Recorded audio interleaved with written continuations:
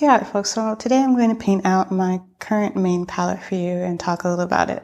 So I have my colors arranged from yellow down to green, and I have my earth colors in there because it makes it easier, at least for me, to mix if I think about these as yellow earths and these orange earths and so on. So here, starting with PY 129 from Senaye. I have this here because this is the greenest yellow that I can think of. I mean, it would either belong at the beginning of my palette or at the end, and since it still feels a little yellow to me, and it's a greenish yellow, then it's going to be at the beginning. Next we have Nickel Titanate Yellow from Daler-Rowney. This is a slightly opaque color. You can see it's kind of covering the line and going outside of the line so that you can see a little bit. It's a little bit of a milky color, but it's extremely useful, and I love just how very cool it is. It's really useful for things like making dusky colors, colors on cactus, anything creamy. Next is PY 175 by Winsor Newton. This color I am really almost running out of, but you can see just how extremely cool of a color this is too. This is a really great, cool yellow. One of my favorite cool yellows.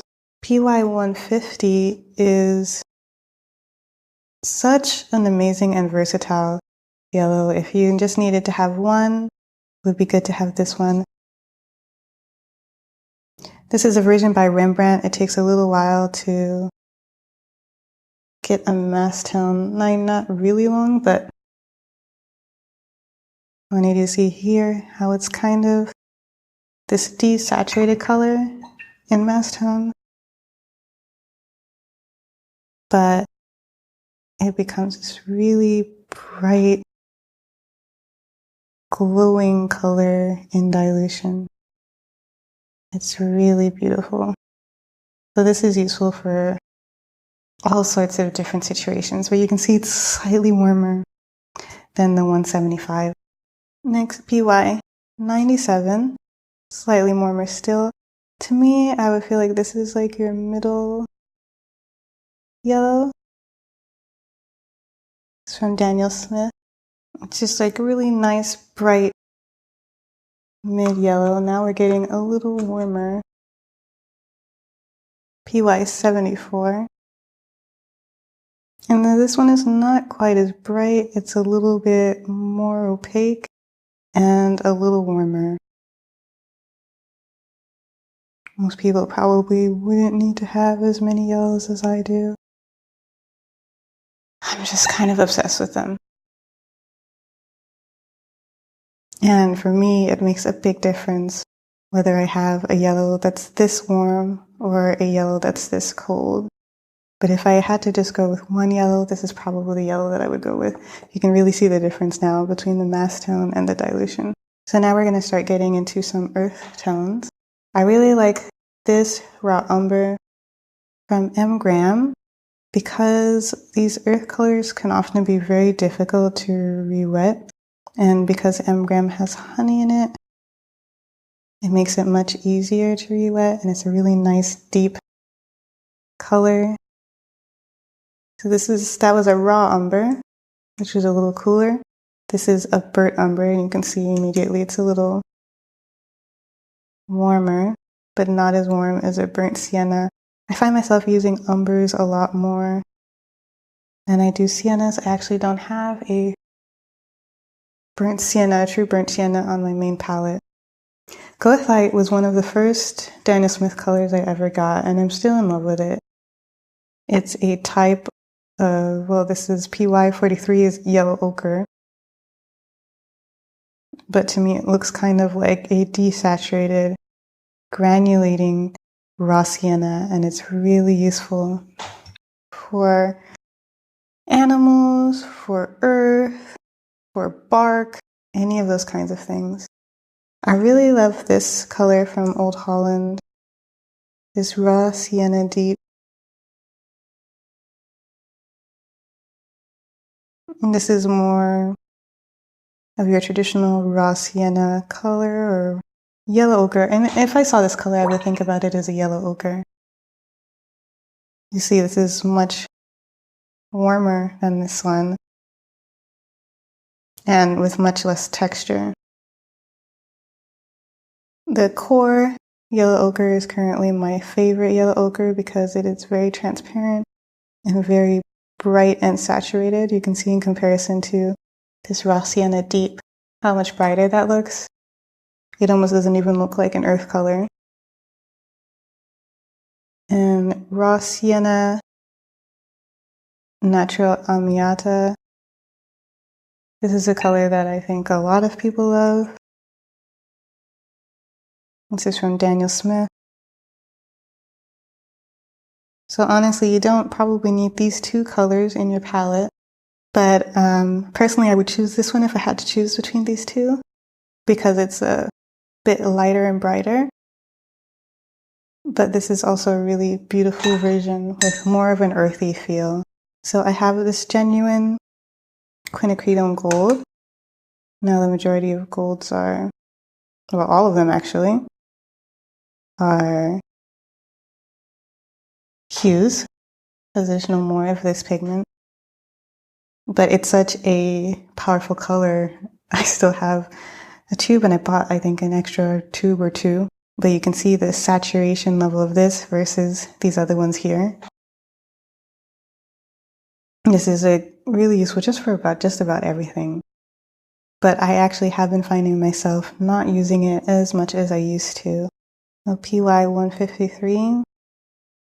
I just love this orangey color. It's slightly opaque. I guess you would say semi-transparent, not fully transparent. But the color is just beautiful and it just applies like a dream. If I wanted just a warm yellow color to go along with one of these cool yellows, this is what I'd go with. This is PY 110. And I'm really starting to think of like an orange fruit. Really beautiful.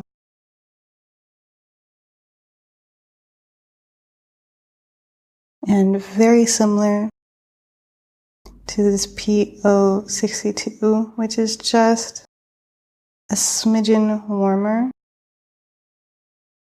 and feels a little more to me like as a Floridian. These are Florida oranges. These are oranges everywhere else. Just slightly warmer, slightly more saturated.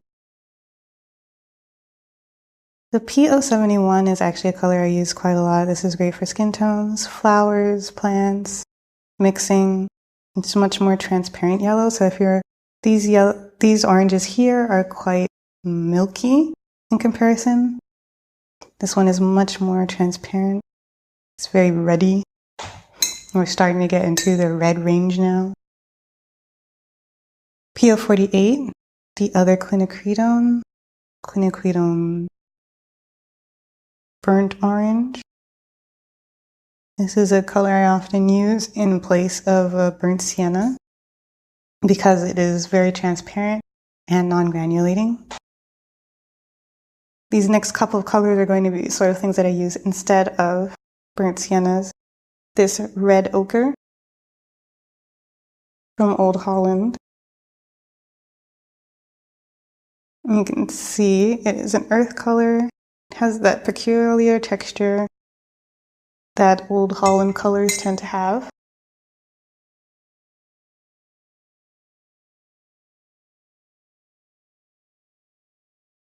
This is really great for skin tones as well and mixing with blues. PO65, also by Old Holland. I think this is Golden Baroque Red. It's in a very unique color.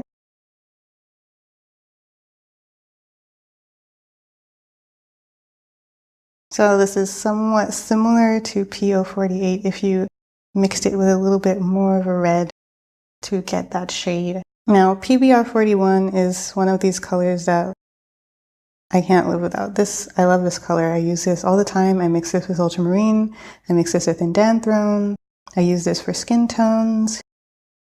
It's an amazing, beautiful brown that can be extremely versatile and not go muddy while you're mixing with other things, and very transparent. I love this color, and it is only available from Schmincke. And if you want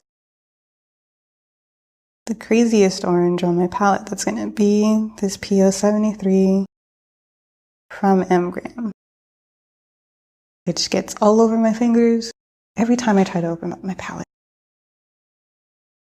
So PR 255, I don't have a lot of traditional reds, but this is starting to get into that red, maybe candy apple red. Still slightly on the orange side, but very distinctly a red instead of an orange. I almost never use this color, but when I do need this kind of a red, it's useful. The color I do use a lot more is this Madder Brown from Schmincke. It's PR 206.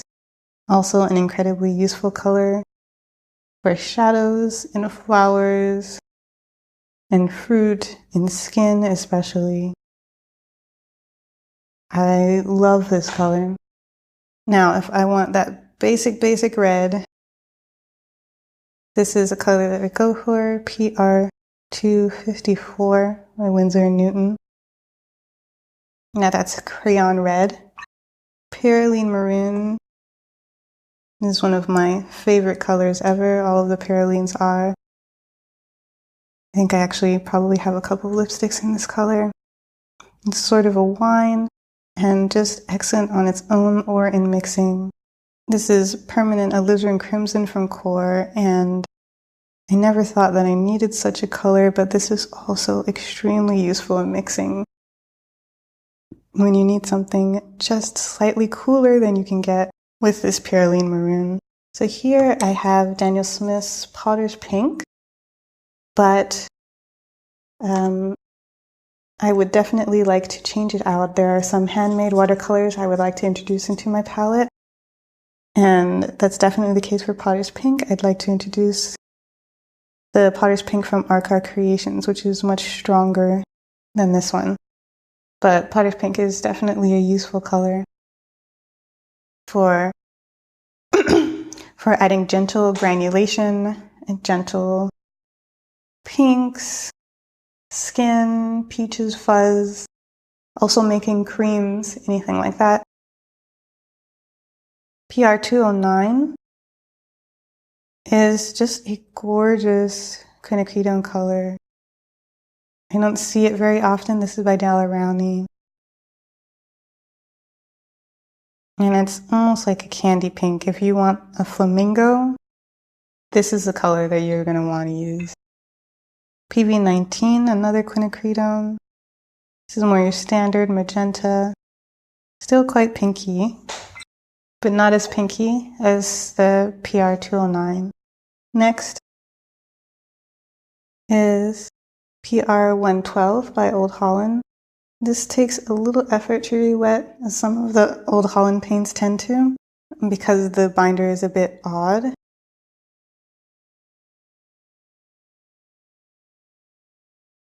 That we're getting a little purplier than the Mgram version of the color. And I switched out the Mgram version of this PR 122 for this Core version just because it is so bright. I love it so much. It's really gorgeous and vibrant. I will probably switch out this Old Holland version at some point in the future. So this is quinacridone Violet, which is also a very strong color and also very beautiful.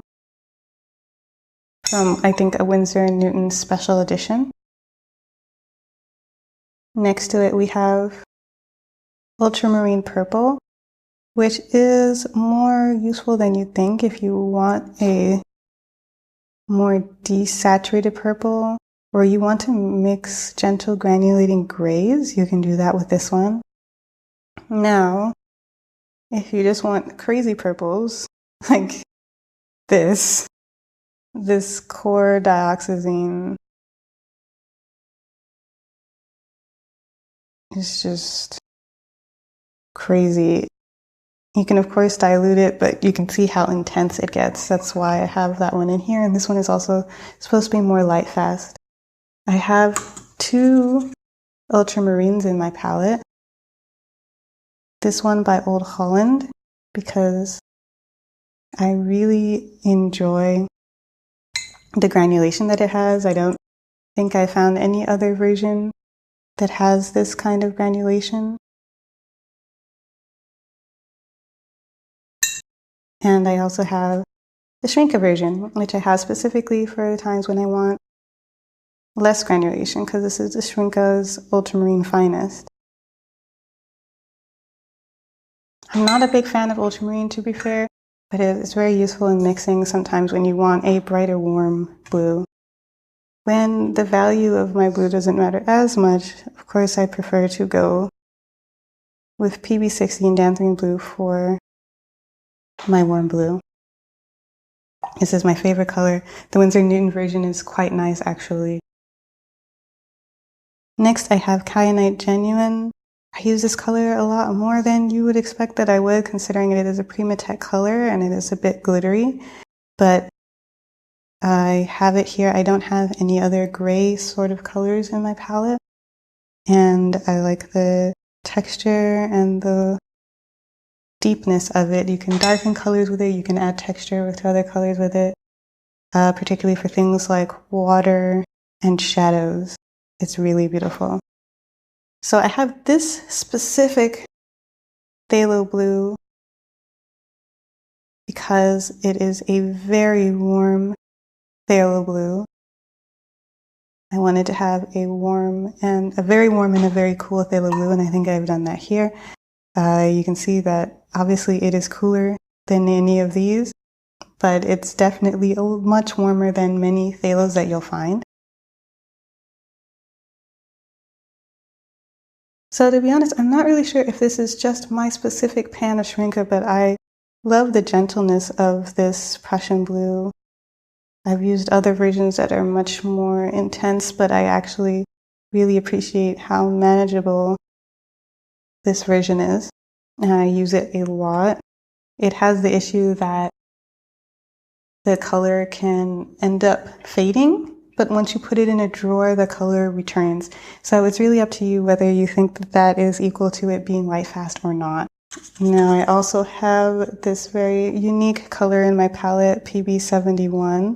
This is what I use instead of a cerulean. It's a very granulating color. It's a bit like you can kind of hear it as you're painting with it. And just, yeah, this is a granulation monster.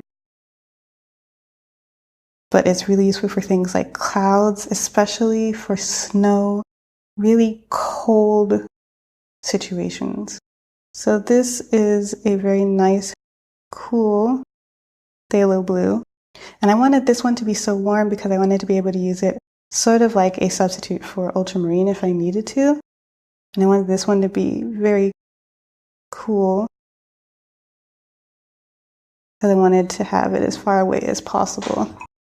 And I think this one is really beautiful. But I've been using, and I might simply get rid of that cool phthalo blue for phthalo turquoise because I've been using this when I need an extremely cool blue much more often these days. It's just a beautiful color. Now this is phthalo green.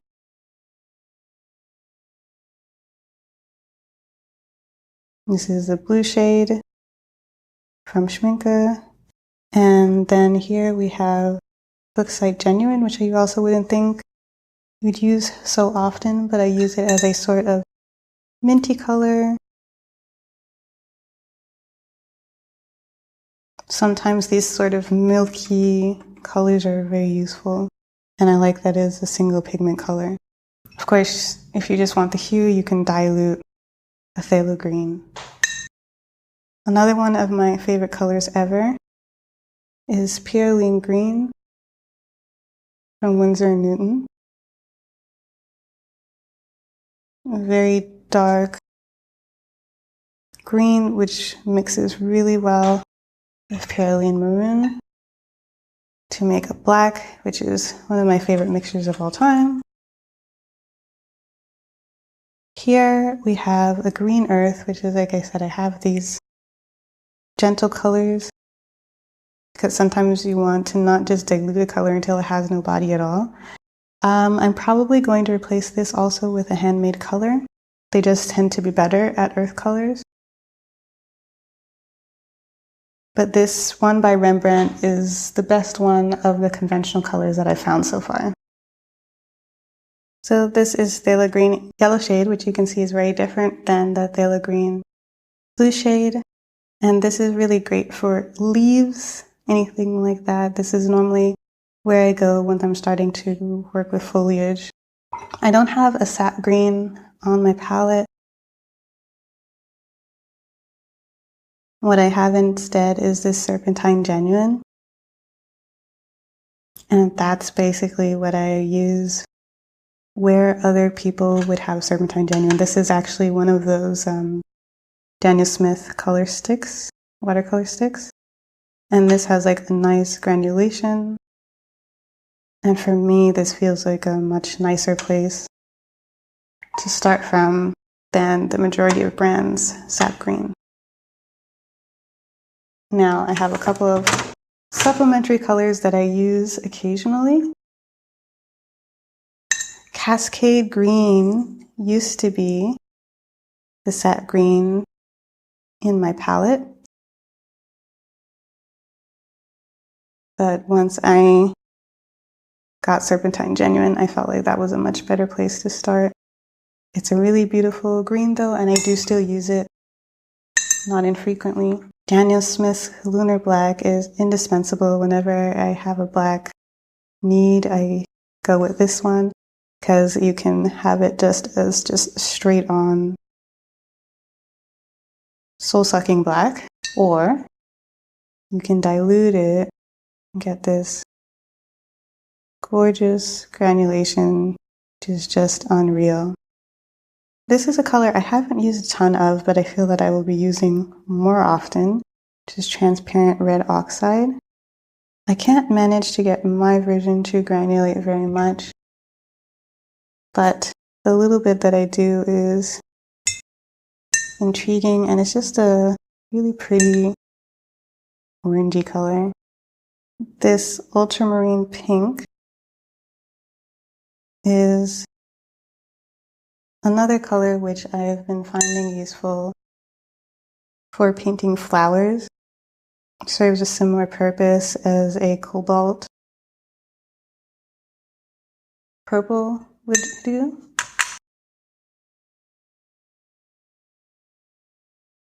Another of my sap green stand-ins is Green Apatite Genuine. It's this beautiful mossy green color. So if you want something a bit deeper than the Serpentine Genuine. And it also has just a beautiful granulation. Actually, I might move that and get rid of the Serpentine Genuine in this because it's just so beautiful. Like, don't be afraid to change around your palette. My palette is always changing. I have a lot of colors that I know that already that I want to change out, but I'm just waiting to do some more experimenting to be able to do that. This is a color that I've been wanting for a long time, and I finally got it. It's Cobalt Violet Hue from Schmincke, because I don't use genuine cobalts. This is a bit cooler than your real genuine cobalt violet, but I love the texture of it. It's really useful for painting flowers. And then I'd never thought I'd say that I was a Payne's Green person, but Kors Payne's Gray is so much like an indigo that I really fell in love with it. And I find it really useful if you're doing studies or anything that's just the blue-gray tone, like a whale or an elephant. This is Neutral Tint from Winsor & Newton. I also have been using this more often. It's a similar to a sort of graphite color. It's a little more purpley than bluey. Not exactly a black color.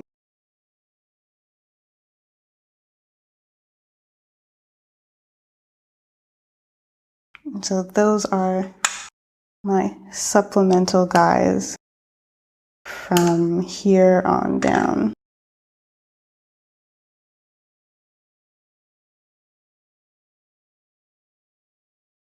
So you can see in the end that we're spanning all the colors with perhaps a few too many yellows. So I hope that was helpful. And of course, ask me any questions that you have. Okay, bye.